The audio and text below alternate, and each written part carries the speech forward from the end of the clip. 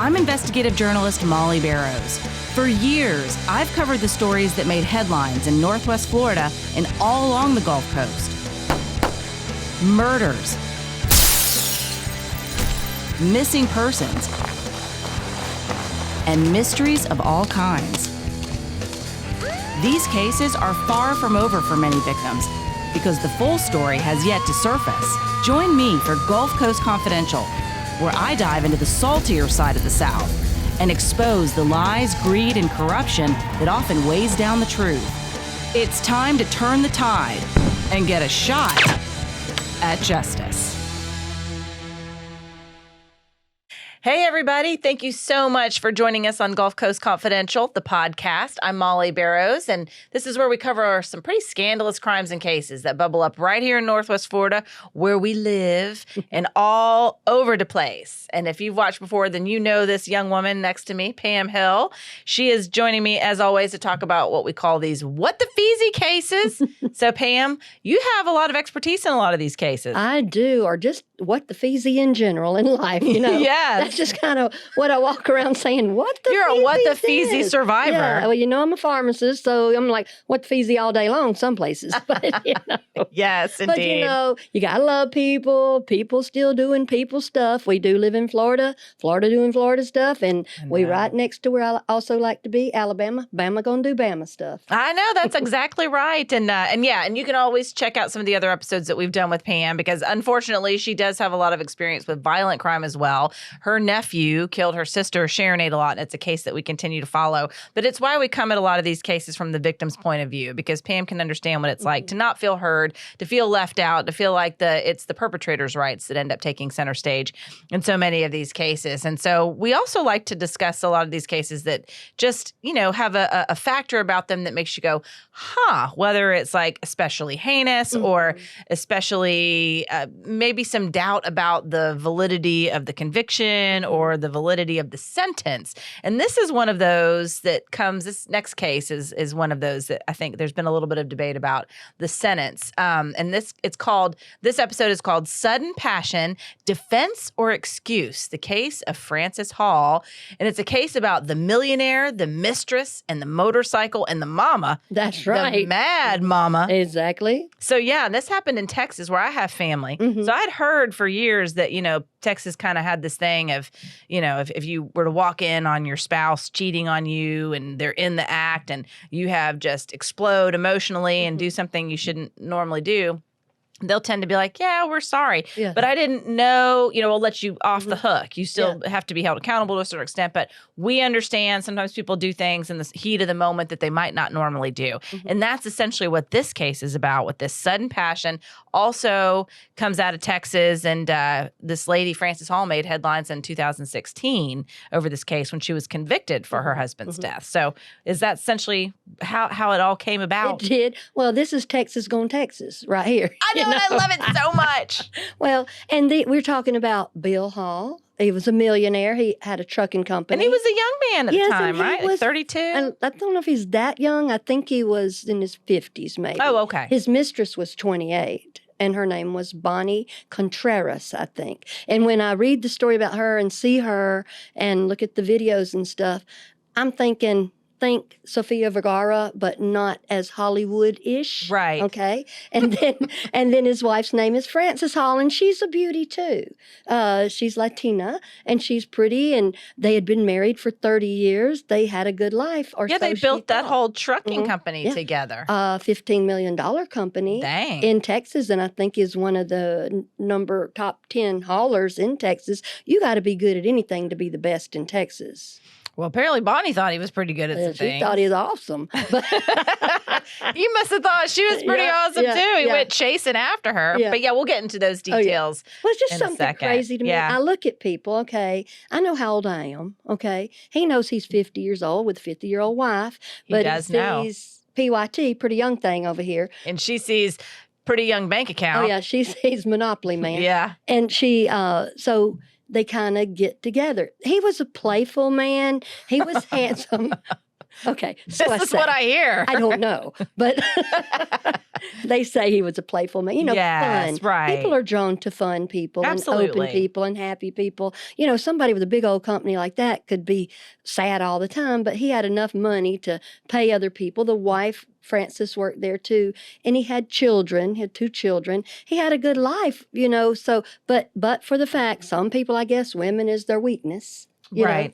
And he had everything in the world to lose. Bonnie Contreras has everything in the world to gain. Right. And Frances is just over there, just the last to know, as they say. Right. So it's interesting that I guess it all happened on this highway in San Antonio. Essentially, according to the trial anyway, Frances knocked her husband off a motorcycle. Mm-hmm. So let me paint this picture for you.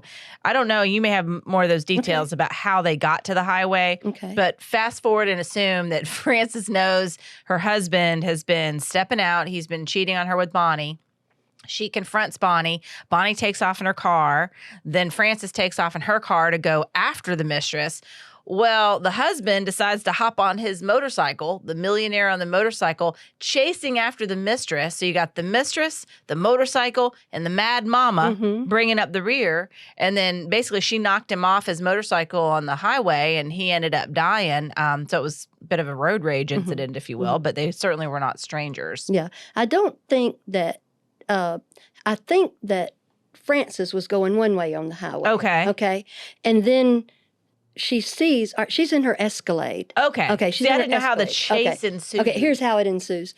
Or so I think. All right, she's looking this way, going in her Escalade, and she sees over here her $130,000 Range Rover coming toward her, and looks over there and goes, it's another woman in my brand new car. Not me driving my $130,000 Range Rover. So then she sees that. And then somehow Bill comes up, because I think Bill and the mistress were going somewhere together, but he had a brand new baby blue Harley. It was custom made, and he loved it. He loved this Harley. He was a motorcycle man too. So you got the $130,000 Range Rover coming this way with the mistress in it. He's behind her.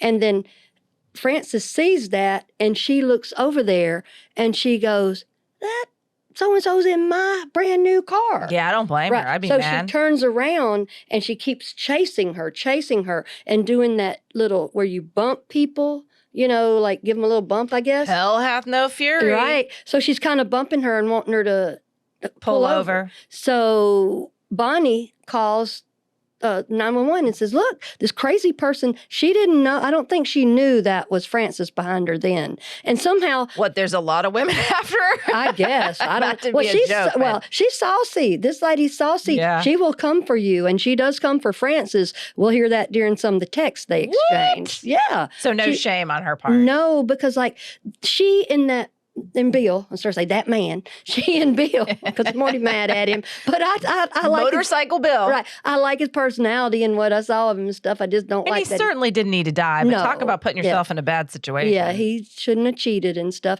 But here's how flagrant they were about it. Bonnie said, I don't know what's the problem is. We've been going out. We go to parties. We take pictures. They sent out a Christmas card of those two together, Bonnie and Bill. Yeah, so they don't care. They're in her face. Oh, my gosh. Yeah, all the time Bill's going, well, I still love Frances, and I'm never going to leave her. I just don't want to tag it as much as I like tagging the new stuff. Not to be gross, but that's what it is. Anywho.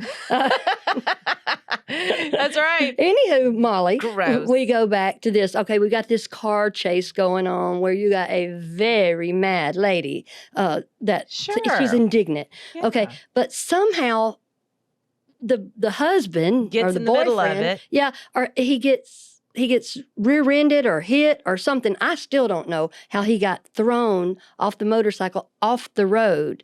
And he was hit so hard, his boots were off, like thrown off.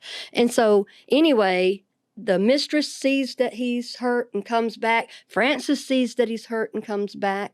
So they come back to tend to him. And it's just chaos. It's just chaos. That's probably why we don't know what all's going on here. So they're trying to tend to him.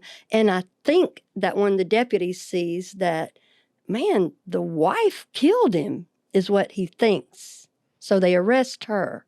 But during this time, what they're going back and forth, Bonnie was very cruel to Frances, and I think Frances didn't take the high road either. Bonnie would send her text of Bonnie herself naked, pics from the hiney back, and sex pictures with Bill. Classy lady. Yeah, she's classy. Sent to Frances. And then she'd send her stuff. And when they'd argue back and forth like this, I wouldn't argue with somebody like that. Argue back and forth, she would call her a hollow old bitch Oh, for heaven's sake. she had had a hysterectomy. And that hurt Frances so bad. And then Frances would say stuff back to her, like, see, when she made that U-turn, she said, that effing biatch, you know, and turned around. And she said, she just had tunnel vision, just like she got over these texts. When something lit her up, the wife. Well, it sounds like it was certainly, I don't know if it was years or months, but a period of time of just constant disrespect. Yeah, it was like enough. Nobody cared. Yeah, it was enough that their daughter knew that, nah, this is not going to work. So the daughter kind of course, was ally of the mother. So she knew about it too. Then the mistress starts talking about the daughter, you know, and I don't know I don't know why some. And then to have the dad keep her in their lives like that, you know, it's one thing. Again, it's putting your wishes and his penis over the happiness of his family. Like, you know what? It's more important to me to have this woman in my life than it is to worry about the disrespect that she's showing you. I mean, I don't approve of affairs. Right. I don't think cheating is a good thing at all. Yeah. It certainly is. But as we've seen throughout the eons, some people have gotten away with doing it for a long time because they don't rub it in somebody's face. Right. Either. Well, they're sneaky about it, I guess. Right. But you always get caught. But you know my thing. I always wonder out loud, why don't you just get a divorce? Right. I'm not here advocating divorce. I'm not a divorce attorney. Well, and who wants to win this kind of a guy? Like, I'm not fighting for that man. Yeah. Good Lord, take him, Bonnie. Good but God. he had some charm, like some people do. Well, ain't enough charm. Yeah, right, exactly. Well, these two thought so, I guess, you know. He must be magic, man. Yeah, I guess so. But, you know, so he's got everything in the world to lose with his wife, but he's over here. He likes this exciting life. Sure, makes him feel important. Look, And these ladies are arguing over me. We're having a road chase over me. But so all that happened. They did the U-turn. Bonnie is scared of Frances. You know, she's like, I don't want to get out of the car with her. She's kind of crazy. So he's over in the ditch, and then they arrest Frances because Bill dies. He's not just hurt. He dies. That's a shame. Yeah, it makes me feel sad for his daughter, too. Yeah. She kind of helped her mom through all this. But there was a national trial. Yeah, she was convicted of murder and aggravated assault or something with a deadly weapon. Yep, her car there. And so Frances, she had a lot of remorse. She was like, I still love him. When you watch this, I'm serious. I'm serious. At first, I was kind of like, what are you saying? But here's what happened, too. You know, Frances and Bonnie, I keep wanting to call her Sophia, they're back and forth. They're going back and forth. Well, so now Frances takes the low road to Bonnie and starts telling her, because they're still arguing about all this, says, look, she said, Bill paid for you an abortion. He didn't even want you. He didn't even want your offspring. So they're doing that kind of thing. Lovely, sure. Yeah. So I think that there was like nobody with good sense in sight in the whole bunch of them there. Right. Talk about like needing to rein yourself in. Nobody really bothered to do that in this case. And it got to a head and a deadly situation occurred. Right. And they both told each other, you know, I'm sassy and I'm saucy. That's my culture. Well, they're the same culture, you know, so they weren't apologizing. They're kind of like holding on to that. Trying to out-sass and out-sauce each other. Right. So there was a national trial. Frances, she begged the jury for mercy because she said, I just had tunnel vision. I love him so much, and this, that, and the other. And he loved me. And I'm sure that's true. Yeah, absolutely. They had history together, sure. I'm sure that's true. He hadn't divorced her. No. Probably money was a big reason for that. But. And she had a lot of remorse. She just cried and cried and cried. She still cries on interviews. That is horrible to see somebody you love. And again, I mean, but that would be hard for anyone. If you're just driving down the road and all of a sudden you realize that your husband's mistress, who has been flaunting her affair in your face, is driving your car on the road, and then your husband is tailing her. Oh my Lord, I can see why that would infuriate her. But I don't think she knew he was there. That was a surprise. But she also, at a certain point, recognized, because he's got a custom baby blue Harley that nobody else had.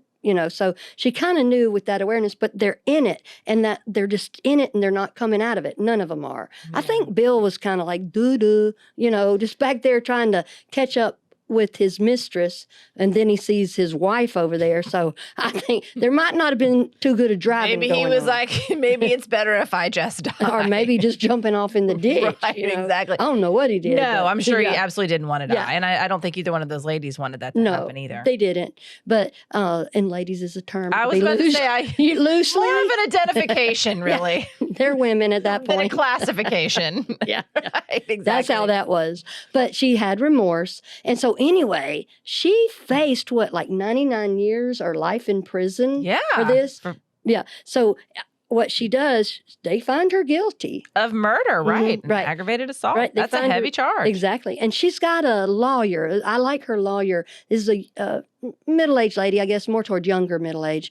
And she was pregnant at the time, I think. And so she could identify with Frances, And so she was thinking, my goodness, she's going to go away for a long time. So she got to thinking, what kind of defense can we proffer to the jury? Because at this point, she's guilty. Now the sentencing, that's always a separate part. So she's like, we got to come up with something. So she tells them, this is sudden passion. And they took that hook, line, and sinker. Absolutely. It's Texas. Yeah, they get that. Right. They're like you said, they're like, you can... go on now. That's exactly right. Oh my gosh. But so they did that, and guess how many years she got for that? Not very many. 2. 24 months. Yeah. And they had 15 deputy sheriffs on hand for the sentencing because they knew that place was going to go wild if it went the other way. Oh, wow. Because people wanted to see her out? Yeah. They thought, look what he did. I agree. Yeah. I mean, it's she's very relatable. It's a very relatable situation. I don't think anybody would necessarily approve of it, or if they did, that's kind of weird. They should keep it at themselves. Well, I mean, let's just look at it. Nobody's got bad sense. We'll say, all right, she helped him build a $15 to $20 million business. Yes. Got 2 beautiful children. Each of them are worth $7 or $8 million. And then she did all that. She wanted to keep her family together. Right. And then here comes Miss Va-Va-Voom over here. So they're like, I mean, he's... Bodacious Bonnie. Right. Yeah, Miss Va-Va-Voom came over here. But then, because like I said, she's real involved in the business. So after... Frances, After she got out of jail there and served her time and everything, when she went back to haul trucking, she kind of did some fancy accounting. And so she's got a trial coming up for that. Right. Felony fraud. Yeah. I've heard. Mm-hmm. Wow. Yeah. That's interesting. It sort of reminds me of that case also in Texas of the young man that was drunk and hit that other vehicle. The cars that were parked on the side of the road, one had broken down and the neighbors and another vehicle had stopped to help him. Anyway, his mom had a successful company too. And I think she ended up getting in trouble, for hiding him after the crime or after he ran on probation. Ethan Couch. Affluenza. The affluenza case. Right. And you can check that out too. We have an episode on that. But I remember that. And then she also ended up getting in trouble for some kind of mismanagement of the business. Right. Well, I mean, Frances is going to face way more time for that than this murder of Bill. Wow. It goes to show you what we sometimes value in this country or what we relate to as jurors. I mean, I would say, I know we certainly have criticized the justice system on this podcast, and I've heard other people do it as well. We're the best of the worst. Yeah. So in that regard, I think that we are effective. You have a jury of your peers, but I can see why they would only give her 2 years for that sentence. And then if you have financial fraud, that's a little more black and white, if you will. Well, and if someone is remorseful and they really, really mean it, now see, I can sign on to that. And they didn't mean to, but someone that brings a knife to the door or thinks about it or puts a gun in their pocket and goes, I'm fixing to go kill them, that I have less sympathy or empathy for. But the jurors, they definitely could relate to that. And that's one thing I see too, the sentencing or jury. I love the jury system. It's a jury of your peers. I kind of get sad when people say, I got picked for jury duty, I'm going to try to get out of it. We need you.